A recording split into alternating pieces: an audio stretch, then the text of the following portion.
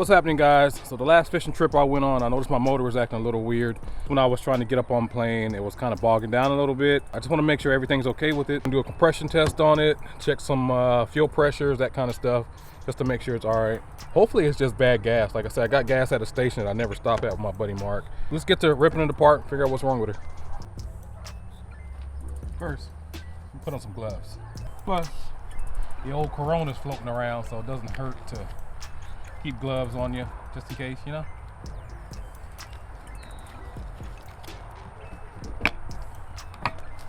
Alright, so first thing I'm gonna do is remove the spark plugs. I don't know how Yamaha labels their cylinders. It could be, this is the right side, so it could be 1, 2, 3. And this side over here would be, 4, 5, 6. Or they could be 1, 3, 5. And that one could be 2, 4, and 6. I don't know how they do it, but I'm gonna start on the right side first. Remove the coil, take the spark plug out, hook up my compression tester gauge that I have here. And hopefully I got the right fitting in here. Pull them out. It's just simple, basic compression gauge. Check to see if the motor's hurt or not. Gonna hook that up. It should just be that one, the normal spark plug socket set. Threads. Yeah. So let's get to taking these spark plugs out. So just a regular 3/8 ratchet with a spark plug socket, 5/8. I have the Yamaha, those don't look bad, there's some crud in there. Got some carbon buildup, so I do need to replace these.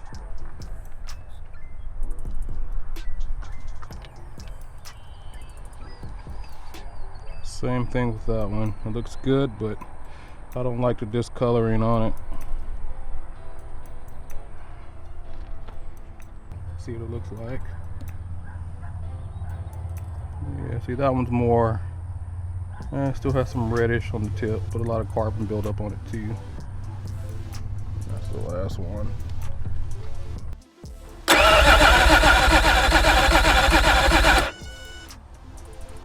Alright, so for that first cylinder we pulled out 120 psi in number 1. Like I was saying, I have the Yamaha onboard diagnostic software. I can hook it up with my laptop and everything. But I don't have access to my laptop because we're doing this quarantine thing and I'm not at work. So I can't hook up to find any codes on it. So we're just gonna do a compression test for now. Check fuel pressure.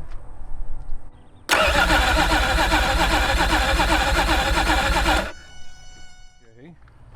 That was cylinder number 2. We got about 125 on that one. Check it out.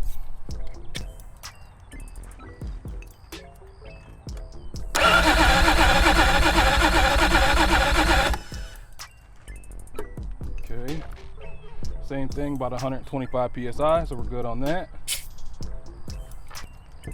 All right, so now we're just going to move to the other side, the other cylinders, and check the compression on those too. All right, these are the plugs on the left side of the engine. What did I say, 135 or 246? But this is the other side, starting from the top, going down to the bottom. This middle one here, almost like it's fouled out, running real rich. Same with this one here, the bottom one on the lean side too. So let's get the compression gauge out and check the numbers on it. Good sign, so that one's pulling at 120 to 125 psi. I put my little rain suit on, started. I'll probably take it off here in a minute. I think the drill will stop. This one has me a little concerned. It's running kind of rich, which isn't a bad thing. I'd rather have rich, running a little more rich than lean.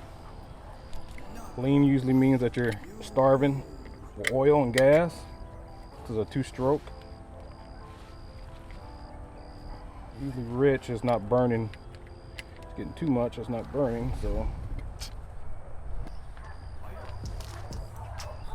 That's a good sign too. 120 to 125. Last one. I can see inside the piston hole. It doesn't look bad at all. No real heavy carbon buildup.